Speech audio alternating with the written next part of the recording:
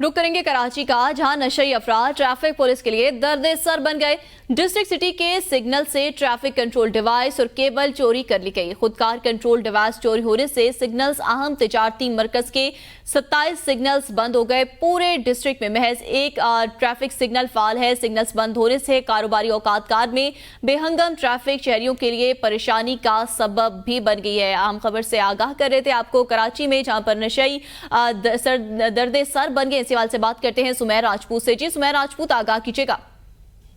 देखिए जी, कराची में नशा करने वाले अफराद जो है अब वो ट्रैफिक पुलिस के लिए भी जो है सर का दर्द बनते दिखाई देते हैं। मेगा सिटी है, डिस्ट्रिक्ट सिटी जो कि कराची का माशी हब है, यहाँ पर जो है वो जो सिग्नल्स होते हैं ट्रैफिक पर वो गैर फाल दिखाई देते हैं। 27 के करीब जो है वो ट्रैफिक सिग्नल्स गैर फाल हो गए। इसकी जब वजह मालूम करने की कोशिश की तो पता चला कि इसमें से जो है वो कंट्रोल डिवाइसेस होती हैं जो इनको कंट्रोल करती हैं, वो जो है नशे अफराद की जानिब से चोरी कर ली गई हैं।